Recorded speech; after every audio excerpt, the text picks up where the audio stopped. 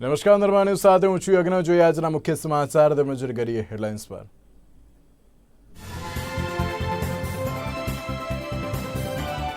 રાજ્ય સરકારનો મહત્વનો નિર્ણય, સ્કૂલોની જેમ હવે ટેકનિકલ કોલેજમાં પણ ટ્યુશન ફી લઈ શકશે કોલેજ વિદ્યાર્થીને પરવડે તેવો ફી માળખું નક્કી થશે।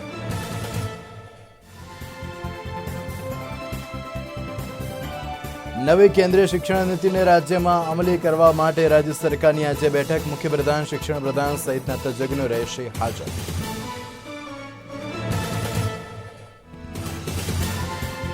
સુપ્રીમ કોર્ટનો મોટો નિર્ણય, પિતાનું મૃત્યુ થઈ ગયું હોય તો પણ દીકરીઓને પિતાની સંપત્તિમાં સમાન હક રહેશે।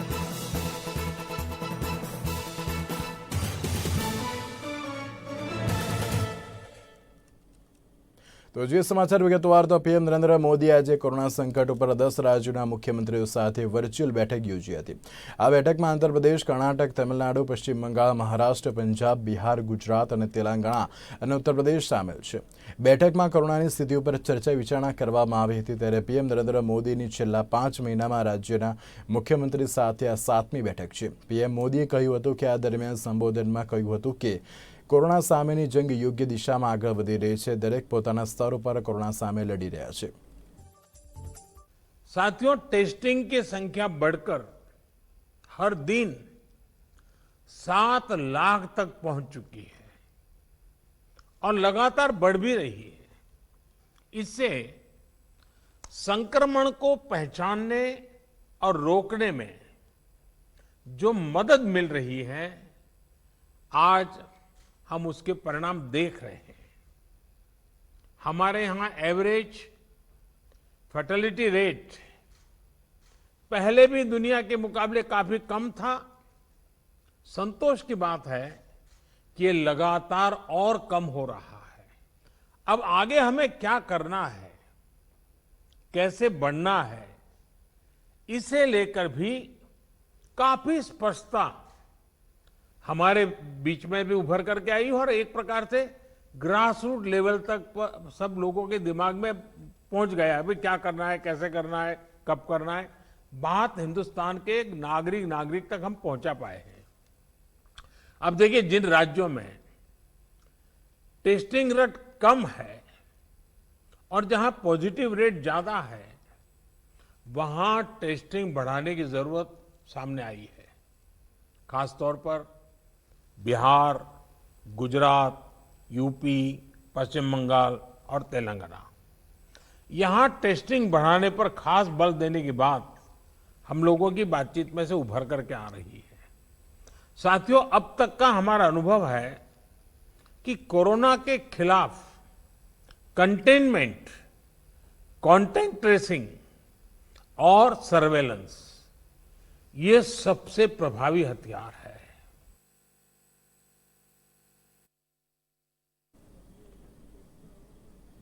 આજે 29મો બુચામોરી શહીદ શ્રદ્ધાંજલિનો કાર્યક્રમ ધ્રોલ પાસે યોજવામાં આવ્યો હતો। બુચામોરીના મેદાનમાં 1648માં દિલ્હીના બાદશાહ અકબર અને ભાવનગરના અને નવાનગરના સ્ટેટના રાજા જામ સત્તાજી વચ્ચે સૌરાષ્ટ્રના ઇતિહાસનું સૌથી મોટું યુદ્ધ લડવામાં આવ્યું હતું। સૌરાષ્ટ્રના ક્ષત્રિય યોદ્ધાઓ એકમાત્ર એવા યોદ્ધાઓ રહ્યા જેમણે મુગલ શાસક અકબરને 2 વાર હરાવ્યો હતો। શરણાર્થી અને ધર્મની રક્ષા માટે ખેલાયેલા આ યુદ્ધમાં શહીદ થયેલા શહીદોને શ્રદ્ધાંજલિ સ્વરૂપે પાછલો 29 વર્ષીય અખિલ ગુજરાત રાજપૂત યુવા સંઘ દ્વારા આયોજિત કરવામાં આવી રહ્યું છે। પણ આ વખતે કોરોના મહામારીને ધ્યાનમાં રાખીને 50 જેટલા સામાજિક આગેવાનો સાથે શ્રદ્ધાંજલિ આપવામાં આવી હતી, જેમાં મુખ્ય રાજ્યકક્ષાના મંત્રી ધર્મેન્દ્રસિંહ જાડેજા સહિત નરેન્દ્રસિંહ રાજભાન અમદાવાદથી એડવોકેટ રાજેન્દ્રસિંહે હાજરી આપીને વીર શહીદોને શ્રદ્ધાંજલિ આપી હતી।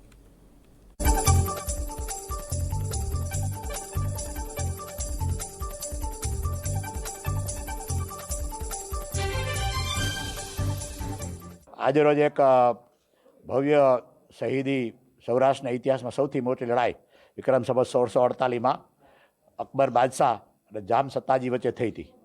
एमां हजारों शहीद थया था। अपना अस्तित्व की लड़ाई कही तो चाले।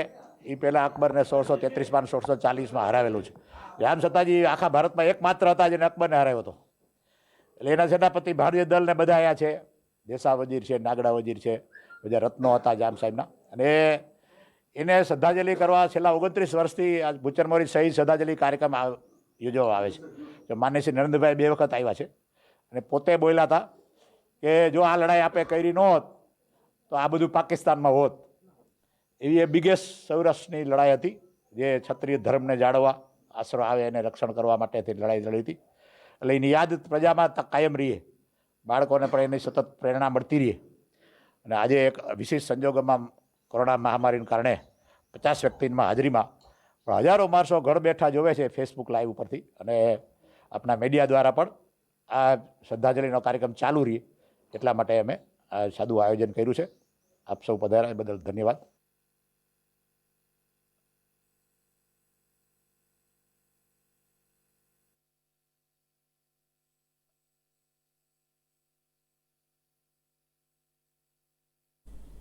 તો અત્યારે હાલ એક મહત્વપૂર્ણ સમાચાર સામે આવ્યા છે કે જે રીતે કોરોનાની રસીને લઈને છેલ્લા ઘણા સમયથી જે ચર્ચાનો દોર ચાલતો હતો, પરંતુ રશિયાએ કોરોનાની વેક્સિન બનાવી છે તેવા સમાચાર સામે આવ્યા છે. કહી શકાય કે જે રીતે રશિયાએ જે સૌથી પહેલાં 2 ટ્રાયલ પણ કર્યા હતા તેમાં હ્યુમન ટ્રાયલમાં પણ સમાવેશ કરવામાં આવ્યો હતો, અને તેની સાથે રાષ્ટ્રપતિ વ્લાદિમીર પુતિન દ્વારા પણ જે આ જાહેરાત કરવામાં આવી હતી. કહી શકાય કે જે રીતે રાષ્ટ્રપતિ પુતિનની દીકરીને જે સૌથી પહેલી આ વેક્સિન આપવામાં આવ્યું છે તેની સાથે રશિયાએ કોરોનાની જે રસી બનાવી દીધી હોય તેની પુષ્ટિ પણ કરી છે. ત્યારે રશિયાના આરોગ્ય મંત્રાલયે જે વેક્સિનની મંજૂરી પણ આપી દીધી છે. જે રીતે રશિયામાંથી જે સમાચાર સામે આવ્યા હતા કે જે રીતે તેમણે 2 ટ્રાયલ શરૂ કરી દીધા છે, અને 2 ટ્રાયલમાં રશિયા સૌથી પહેલું એવું છે કે જે સક્સેસ પણ થયું હતું. કહી શકાય કે એક બાજુ રશિયા દ્વારા જ્યારે વેક્સિનની બનાવવાની જે શરૂઆત કરવામાં આવી હતી, તેની સાથે જે હ્યુમન ટ્રાયલ માટે પણ તે આપવામાં આવી હતી, તેની સાથે પણ જ્યારે લંડનની વાત કરવામાં આવે તો લંડનની ઓક્સફર્ડ યુનિવર્સિટી દ્વારા પણ જે વેક્સિનની તૈયારી કરવામાં આવી હતી, તેની સાથે ભારતે પણ જે રીતે તૈયારી શરૂ કરી હતી. પરંતુ જ્યારે રશિયાની વાત કરીએ તો રશિયાએ જે રીતે આ વેક્સિનને જે રીતે મંજૂરી આપી દીધી છે, અને તેની સાથે વ્લાદિમીર પુતિનની વાત કરવામાં આવે, જેઓ રશિયાના રાષ્ટ્રપતિ છે, તેમના દ્વારા મહત્વની જે કહી શકાય કે જે જાહેરાત કરવામાં આવી છે, અને જે રીતે રશિયાના સ્વાસ્થ્ય મંત્રાલય પણ જે તેની મંજૂરી આપી દીધી છે. ઓક્ટોબર સુધીમાં રશિયામાં વેક્સિન મળતી થઈ જશે, અને તેની સાથે જ્યારે રાષ્ટ્રપતિ વ્લાદિમીર પુતિન દ્વારા પણ એક મહત્વનું નિવેદન આપવામાં આવ્યું હતું કે રશિયાએ જે રીતે કોરોનાની વેક્સિન બનાવી દીધી છે, સ્વાસ્થ્ય મંત્રાલય પણ જે રીતે મંજૂરી આપી દીધી છે, અને તેની સાથે રશિયામાં સૌથી પહેલાં તો જે વેક્સિન આપવામાં આવશે, ને ત્યારબાદ જે રીતે સપ્ટેમ્બરની વાત કરવામાં આવે તો જે રીતે સપ્ટેમ્બરમાં સૌથી પહેલું તેનું માસ પ્રોડક્શન પણ કરવામાં આવશે, અને ત્યારબાદ જે રીતે સમગ્ર વિશ્વને જે આપવામાં આવશે. તો એક બાજુ જે સમાચારની જે રાહ જોવાઈ રહી હતી, ને તેને લઈને અત્યારે એક મહત્વપૂર્ણ સમાચાર સામે આવે છે કે જ્યારે વિશ્વભરની વાત કરીએ, વિશ્વભરમાં જે કોરોનાનો કેર વર્તાઈ રહ્યો છે, અને તેની સામે જ્યારે ઓક્ટોબરની વાત કરીએ તો ઓક્ટોબરમાં પણ જે રશિયાની વેક્સિન જે બનાવી હતી તે પણ આવી જશે તેવું પણ સામે આવી રહ્યું છે. અને તેની સાથે જ્યારે વ્લાદિમીર પુતિન દ્વારા જે મહત્વની જાહેરાત કરવામાં આવી છે, અને તેમાં પણ રશિયાએ કોરોનાની વેક્સિન બનાવી દીધી છે. તો કોરોનાની વેક્સિન ઉપર રશિયાના રાષ્ટ્રપતિ વ્લાદિમીર પુતિન દ્વારા મહત્વનું નિવેદન આપવામાં આવ્યું હતું, અને તેમણે કહ્યું હતું કે રશિયાએ કોરોનાની સૌથી પહેલી વેક્સિન બનાવી દીધી છે.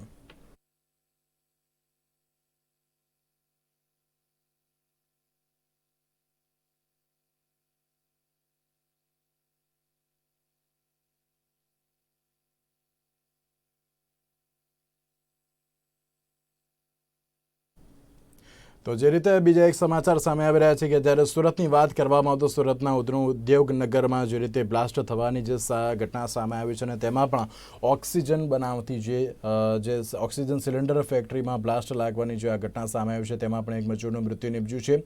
તો બીજી બાજુ જ્યારે સુરતની વાત કરવામાં આવે તો સુરતમાં પણ જે રીતે ફેક્ટરીમાં કામ કરતા એકનું મૃત્યુ નિપજ્યું છે, અને બીજી બાજુ એક ગંભીર થયા છે. કહી શકાય કે એક બાજુ જે આગ લાગવાની ઘટનાઓ જે દિવસે ને દિવસે વધી રહી છે, અને તેની સાથે જ્યારે સુરતની વાત કરવામાં આવે તો સુરતમાં પણ જે રીતે ઓક્સિજન સિલિન્ડર બનાવતી જે કંપની છે તેમાં બ્લાસ્ટની જે ઘટના સામે આવી છે, ત્યારે આ ઘટના સુરતના ઉધનામાં જે સામે આવી હતી તેમાં પણ જ્યારે કહી શકાય કે એક વ્યક્તિનું મૃત્યુ નિપજ્યું છે, અને એક વ્યક્તિની હાલત ગંભીર છે. તો આ સાથે વધુ વિગત મળે અમારા સંવાદદાતા કાદિર શેખ પાસેથી. જે કાદિર, એક બાજુ જ્યારે સુરતની વાત કરવામાં આવે તો સુરતમાં જે ઉધનામાં જે આગ લાગવાની ઘટના જે સામે આવી છે, અને તેની સાથે બ્લાસ્ટ પણ થયો છે, તો આ અંગેની શું છે વધુ વિગત? હજી ચોક્કસપણે વાત કરવામાં આવે તો સુરતમાં કોરોના દર્દીઓ માટે હાલ ઓક્સિજનના બાટલાની ખૂબ જ જે છે માંગ વધી છે. આ જોતા જ અનેક લોકો ઘરે હોમ આઇસોલેટ હોય અથવા અનેક એવી સ્વયંસેવી સંસ્થાના હોમ આઇસોલેશન સેન્ટરમાં ઓક્સિજનના બાટલાની જે માંગ જોતા આના જે સપ્લાય કરતા વ્યક્તિઓ પણ સતત તે અંતર્ગત કામ કરી રહ્યા છે. આવા જ એક સપ્લાયર અજય શાહ નામના વ્યક્તિ છે, જેઓ સુરતના ઉધના ઉદ્યોગ રોડ નંબર 9 પર આવેલી તેમની ફેક્ટરીમાં આ પ્રકારના ઓક્સિજન સિલિન્ડર ભરવાનું કામ કરતા હતા. જો કે આજે બપોરે ત્યાં અચાનક આગ લાગવાનો કોલ મળતા સુરત ફાયર વિભાગની ટીમ જે છે ત્યાં પહોંચી ગઈ હતી. જ્યાં અનેક 150 જેટલા સિલિન્ડરના બાટલાઓ મળી આવતા ખબર પડી હતી કે આ ઓક્સિજનના સિલિન્ડર ભરવાની જે ફેક્ટરી છે, તમામ જે કારીગરો હતા તેઓ આગ લાગવાના કારણે ભાગી ગયા હતા અને જે છે સુરત ફાયર વિભાગ દ્વારા આગને સમયસર જે રીતે ઓલવવાનો પ્રયાસ કરાયો હતો, જેમાં ફાયરના કર્મચારીઓ ફેક્ટરીની અંદર પ્રવેશતા સિલિન્ડર નીચે એક મૃતદેહ દેખાયો હતો, જેની ઓળખ જે અજય કુમાર તરીકે થઈ હતી, જે ત્યાં જ કામ કરતો હતો વ્યક્તિ. સાથે જ આ સમગ્ર ઘટનામાં જે સંચાલક છે ત્યાં એ પણ ક્યાંક દાઝી ગયા હતા અને તેમને પણ હોસ્પિટલાઇઝ કરાયા હતા. હાલ આ ઘટનામાં એક વ્યક્તિએ જાન ગુમાવવાનો વારો આવ્યો છે. બીજી તરફ ફાયરે 150 જેટલા સિલિન્ડર છે તે તરત ફેક્ટરીની બહાર કાઢી લીધા હતા અને હાલ જે આગ ઓલવી તમામ કુલિંગની પ્રક્રિયા હાથ ધરાઈ છે. જી જે એક બાજુ કહી શકાય કે ફેક્ટરીમાં કામ કરતા એકનું મૃત્યુ નિપજ્યું છે, તેની સાથે સંચાલક અથવા તો જે રીતે પોલીસ અધિકારીની કોઈ માહિતી સામે આવી છે? હજી ચોક્કસથી વાત કરવામાં આવે, જે સંચાલક છે જે અજય શાહ નામના જે કોઈ વ્યક્તિનું ચર્ચાય છે કે એમની આ ફેક્ટરી છે, તેઓ પોતે પણ એ ફેક્ટરીમાં જે તે સમયે હાજર હોય અને આ બ્લાસ્ટ સમયે તેઓ પણ ત્યાં હાજર હતા.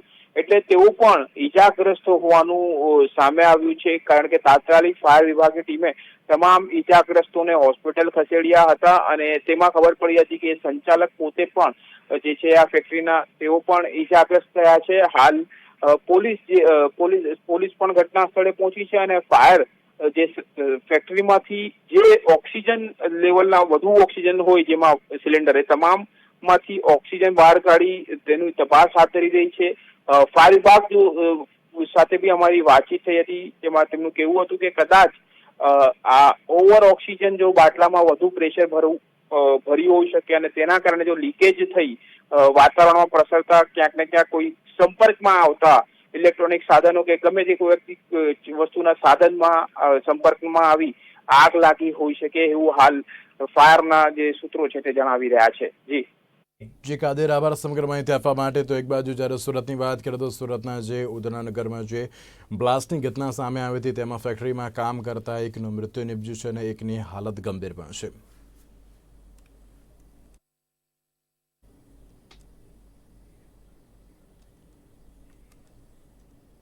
સમાચારમાં અગર વાત કરીએ તો સચિન પાયલટની રાહુલ અને પ્રિયંકા ગાંધી સાથેની મુલાકાત પછી રાજસ્થાનમાં સરકારનું સંકટ હાલ ટળી ગયું છે.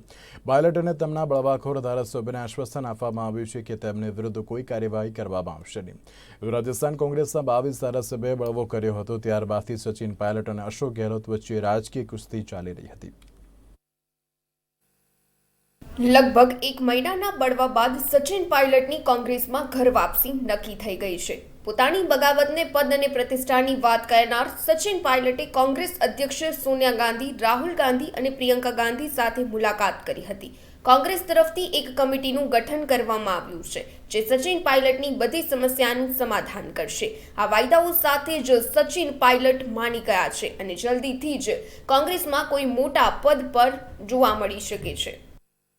हम लोगों ने लगातार मेहनत कर कर पूरे प्रदेश में राजस्थान की 8 करोड़ जनता जानती है कि हम सब लोगों ने मिलकर वहाँ पर धरने, प्रदर्शन, घेराव, लाठीचार्ज, पुलिस केस, भूख हड़ताल, पद यात्राएं, तमाम ऐसे जनता से जुड़े मुद्दों को उठाया, पब्लिक के दिल में हम लोग उतरे और यही कारण था कि 2018 दिसंबर में जब चुनाव हुए तो हम लोगों को बहुमत मिला और हम 21 से लेकर 100 से ऊपर हमारा आंकड़ा पहुंचा. सबने योगदान दिया, लेकिन एज कांग्रेस प्रेसिडेंट मेरी जिम्मेदारी थी कि जिन वर्कर्स को, जिन लोगों ने हम पर भरोसा रखा, सरकार बनने के बाद उनको महत्व दिया जाए, उनके काम किए जाएं, उनकी उम्मीदों पर हम खरा उतरें. ये काम मेरा नहीं, पूरी पार्टी का था. लेकिन 1.5 साल में जो काम हम लोगों ने किया उसमें इस गति से हम काम नहीं कर सके और मुझे लगा कि काफ़ी लोगों को ये लग रहा था कि हम पब्लिक के प्रोमिसेस को पूरा नहीं कर पा रहे हैं, इसलिए उस दिशा को बदलने की ज़रूरत थी. Functioning, governance, delivery on promises, ये सब इशूज़ को लेकर हमने कहा। और मैंने हमेशा से कहा, प्रदेश में बहुत से नेता हैं, कोई एक या दो या पाँच नहीं है। एज कांग्रेस प्रेसिडेंट 5 सालों तक हमने हर नेता को साथ लेकर काम किया, हर समाज के वर्ग को लेकर साथ काम किया, और उसी का परिणाम था कि विकट परिस्थितियों में, बहुत कठिन चुनौतियों का सामना करते हुए, आप कल्पना कीजिए जब केंद्र में सरकार बनी उस समय पूर्ण बहुमत लेकर भाजपा की सरकार थी। राजस्थान के अंदर 200 में से 163 सीट बीजेपी जीत चुकी थी। उन कठिन परिस्थितियों में कैसे कैसे हम लोगों ने कम संसाधन होते हुए भी अपनी ताकत और नौजवानों किसानों को साथ लेकर सरकार का निर्माण किया। अब सरकार निर्माण करने के बाद अगर हम उन वादों को पूरा नहीं कर पा रहे हैं और हमें वो मान सम्मान और जगह नहीं मिल रही काम और ऑपरेट करने की, तो उस पीड़ा को बताने का एक फोरम होता है, उसका हमने इस्तेमाल किया। और તો આ તરફ મુખ્યપ્રધાન અશોક ગેહલોતે કહ્યું કે પાર્ટીમાં ભાઈચારો યથાવત છે। 3 સભ્યોની કમિટી બનાવવામાં આવી છે જે બધા વિવાદોને હલ કરશે। વધુમાં જણાવ્યું હતું કે ભાજપે સરકાર તોડવાની પણ કોશિશ કરી છે, પરંતુ અમારા ધારાસભ્યો એકજૂટ છે અને એક પણ વ્યક્તિ અમને છોડીને નહીં જશે। भाईचारा सब रहेगा। अब जो कल फैसले हुए हैं और उसके बाद में अब आगे की रणनीति अब बनेगी। देखिए वो एक इतिहास बन गया है। 100 से अधिक लोगों को इतने लंबे समय तक एक साथ रहना, और एक आदमी टूट के नहीं गया। एक आदमी पूरा जोर लगा लिया। बीजेपी के नेताओं ने पूरा षड्यंत्र किया सरकार को किसी कीमत पे गिराना, हम लोगों को किसी कीमत पे गिराना है। उस माहौल के अंदर अगर हमारे एमएलए एक आदमी छोड़ के नहीं गए, एक आदमी, आप कल्पना कीजिए उसके बारे में हमारे दिल में क्या स्थिति होगी, आप जान सकते हो। और मैंने उनको कहा है कि आप लोगों ने इतिहास बना दिया, और जब तक मैं रहूँगा जिंदा तब तक आपका अभिभावक के रूप में रहूँगा। और जो लोग आए हैं अब वो किन परिस्थितियों में गए हैं, क्यों गए हैं, क्या वादे किए गए थे उनसे, क्या नाराज़गी मुझसे है, वो हम दूर करने का प्रयास करेंगे। जो आदमी सत्ता में होता है, असेंबली के अंदर भी सत्ता पक्ष जो होता है उसकी ज़्यादा जिम्मेवारी होती है विपक्ष को साथ लेके चलने की। उसी प्रकार से आज अगर मैं मुख्यमंत्री हूँ और मुझसे कोई अगर मेरी पार्टी के विधायक नाराज़ है तो जिम्मेवारी बड़ी मेरी होती है कि मैं कैसे उनको वापस संतुष्ट करूं, उनका दिल जीतूं। ये मेरी जिम्मेवारी है। वो मैं पहले निभाता आया हूँ ज़िंदगी भर, अभी निभाऊंगा, कोई दिक्कत नहीं है।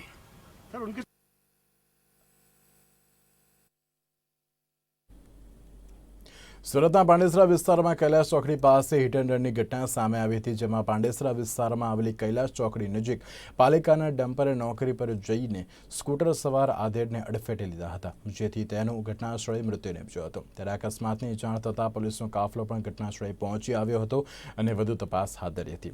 આધેડ વ્યક્તિ બળવંતભાઈની ઓળખ શક્ય બની હતી। તેઓ લુમ્સના ખાતામાં સુપરવાઇઝર તરીકે નોકરી કરતા હતા।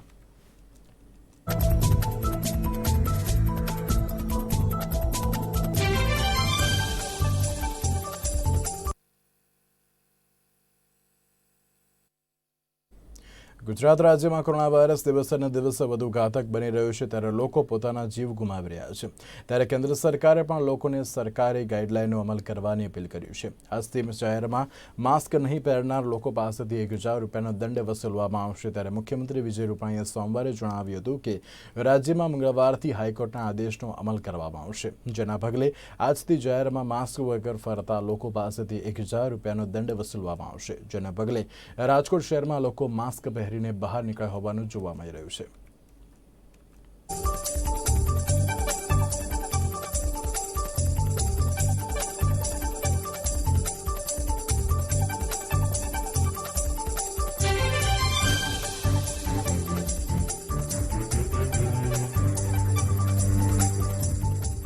ગઈકાલે કહી શકાય કે મુખ્યમંત્રી દ્વારા માસ્ક ન પહેરવા માટે જે દંડની રકમ છે તે 500થી વધારીને હવે 1000 રૂપિયા છે તે કરી દેવામાં આવે છે। તે હાલ અત્યારે કહી શકાય કે સૌરાષ્ટ્રનું પાટનગર એવું રાજકોટ અને ખાસ કરીને મુખ્યમંત્રીનું હોમ ટાઉન એવા રાજકોટની અંદર ખાસ કરીને જે લોકો છે તેની અવર જવર છે તે કહી શકાય કે હાલ અત્યારે રાજકોટના ત્રિકોણબાગ ખાતે દેખાઈ રહી છે। ત્યારે મોટાભાગના લોકો છે તે માસ્ક પહેરીને નજરે આવી રહ્યા છે, તો અમુક ટકા એવા પણ લોકો છે જે માસ્કમાં જાહેરમાં માસ્ક ન પહેર્યું હોય. ખાસ કરીને કહી શકાય કે રાજકોટના આરોગ્ય વિભાગના કર્મચારીઓ હોય કે પોલીસના કર્મચારીઓ હોય, જાહેરમાં માસ્ક ના પહેરવા બદલ કહી શકાય કે 1000નો દંડ છે તે પણ વસૂલ રહ્યા છે. અને ખાસ કરીને આપ દ્રશ્યોની અંદર પણ જોઈ રહ્યો છો કે જે પણ લોકો હાલ અત્યારે નીકળી રહ્યા છે તે તમામ લોકો ક્યાંક ને ક્યાંક કહી શકાય કે ફરજિયાતપણે માસ્કનો ઉપયોગ છે તે પણ કરી રહ્યા છે, પરંતુ અમુક ટકા એવા લોકો છે જે માસ્કનો હજી સુધી ઉપયોગ પણ નથી કરી રહ્યા, અને એને કારણે ખાસ કરીને આકરો દંડનો સામનો પણ તેમને કરવો પડી રહ્યો છે. હાલ અત્યારે જે તમામ લોકો છે તે માસ્ક પહેરી રહ્યા છે તે બાબત જ દેખાડી રહી છે કે લોકોની અંદર ખાસ કરીને કહી શકાય કે એક જે આકરો દંડ કરવામાં આવ્યો છે તેને કારણે, તો બીજી બાજુ કહી શકાય કે કોરોનાના ભયને કારણે પણ હવે ફરજિયાતપણે લોકો છે તે માસ્ક પહેરતા થયા છે. અને ખાસ કરીને કહી શકાય કે આકરો દંડનો સામનો ન કરવો પડે એટલા માટે પણ ખાસ કરીને રાજકોટના કહી શકાય કે જે ઉત્સાહી લોકો છે તે ખાસ કરીને કહી શકાય કે રંગીલા રાજકોટના લોકો છે તે માસ્ક પહેરતા હોય તેવું પણ ખાસ કરીને લાગી રહ્યું છે. કેમેરામેન અક્ષય ગુનુલિયા સાથે દિલાવર ચુડીસ, રાજકોટ.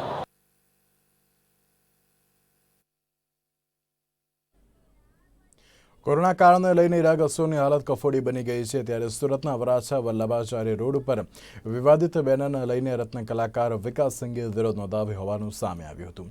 જોકે પછી મહાનગરપાલિકાએ બેનરો ઉતરાવીને મામલો થાળે પાડ્યો હતો. ત્યારે વાત કરીએ વલ્લભાચાર્ય રોડ પરના કોમ્યુનિટી હોલ ખાતે હીરાના અને કારખાનાના કારીગરોનો ટેસ્ટ કરવામાં આવશે કે નહીં એ પ્રકારના બેનરો લગાવવામાં આવતા રત્ન કલાકાર વિકાસ સિંઘે કોમ્યુનિટી હોલ ખાતે જઈને વિરોધ નોંધાવ્યો હતો.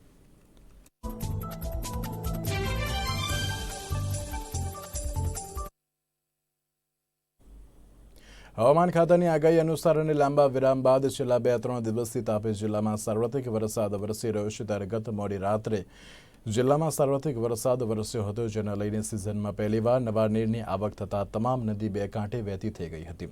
છેલ્લા 2-3 દિવસથી પડી રહેલા વરસાદને લઈને લોકોમાં ખુશીનો માહોલ જોવા મળ્યો હતો, અને ખાસ કરીને ધરતીપુત્રોએ વરસાદ ખેંચાતા વરસાદની આતુરતાથી રાહ જોઈ રહ્યા હતા, જેમના ડાંગરના પાકને જીવતદાન મળતા ખેડૂતમાં ખુશીની લહેર જોવા મળી હતી.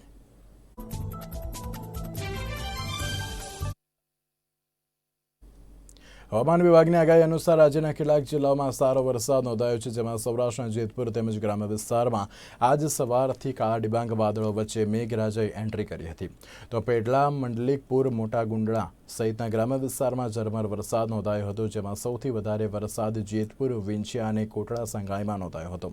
તો બીજી બાજુ દક્ષિણ ગુજરાતની વાત કરવામાં આવે તો સુરત જિલ્લામાં પણ વરસાદી માહોલ જોવા મળ્યો હતો, જેમાં બારડોલી પંથકના કેટલાય ગામોમાં વરસાદ વરસતા વીજળી પણ ડૂલ થઈ ગઈ હતી, જેને લઈને લોકોએ ભારે હાલાકીનો સામનો કરવો પડ્યો હતો.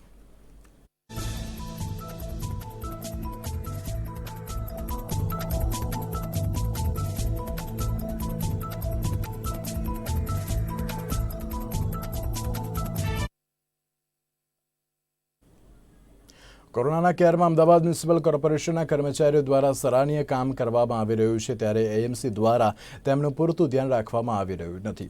અમદાવાદ મ્યુનિસિપલ કોર્પોરેશનમાં કામ કરતા કર્મચારીના પુત્રને કોરોના થતાં એસવીપી હોસ્ટેલ કહેતા લઈ જવામાં આવ્યો હતો, જ્યાં તેમને દાખલ કરવાની મનાઈ ફરમાવવામાં આવી હતી, જેનો વિડીયો પણ વાયરલ થયો હતો. જેમાં અમદાવાદના પ્રથમ નાગરિક એવા મેયર બિજલબેન પટેલ પણ ગંભીર આક્ષેપો લગાવવામાં આવ્યા હતા. ત્યારે એએમસી દ્વારા તેમના કર્મચારીઓના પરિવારને સંભાળ લેવામાં ન આવતી હોવાનો વિડીયો વાયરલ થયો હતો.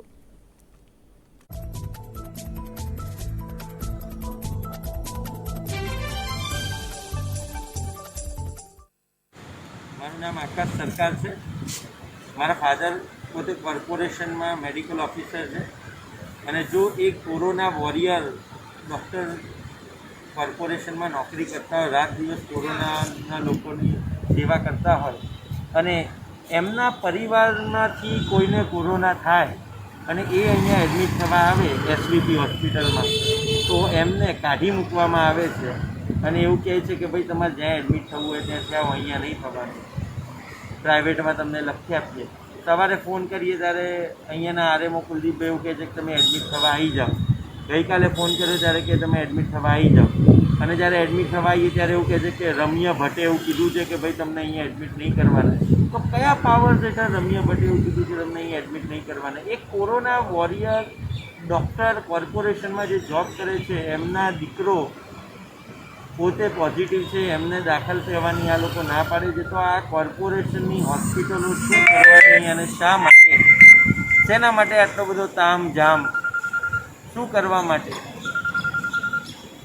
મેં પણ પોતે 4 મહિના 5 મહિના કોર્પોરેશનનું સેવા કરી છે, પબ્લિકની સેવા કરી છે, પુષ્કળ લોકોને જમાડવાની વ્યવસ્થાઓ કરી આપી છે અને અમે પોતે પણ હું પોતે કોરોના વોરિયર રહી ચૂક્યો છું અને તેમ છતાં આ સરકાર કેમ આવું કરી રહી છે ખબર નથી પડતી.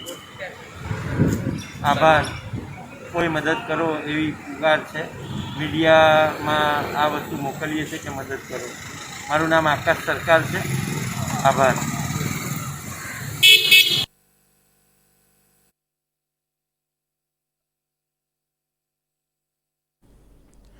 ગઢડાના ઉગામેડીમાં આવેલા ગૌશાળાના નિરણના ગોડાઉનમાં રાત્રિના સમયે વિકરાળ આગ ભભૂકી ઉઠી હતી ત્યારે ફાયર બ્રિગેડને જાણ કરતા 4 ફાયર ફાઇટરો ઘટનાસ્થળે દોડી આવીને આગ બુઝાવવાની કામગીરી શરૂ કરી હતી, પરંતુ આગે જોતજોતામાં વિકરાળ સ્વરૂપ ધારણ કરતા ફાયર બ્રિગેડના જવાનોએ પાણીનો છંટકાવ કરવામાં તકલીફ પડી રહી હતી. ત્યારે વિકરાળ આગમાં હજારો ટન નિરણ જથ્થો બળીને ખાખ થઈ જવા પામ્યો હતો ત્યારે આગને કારણે લાખો રૂપિયાનું નુકસાન થયાની સંભાવના પણ રહેલી છે. આગ કયા કારણોસર લાગી તેનું કારણ હજુ સુધી અકબંધ છે.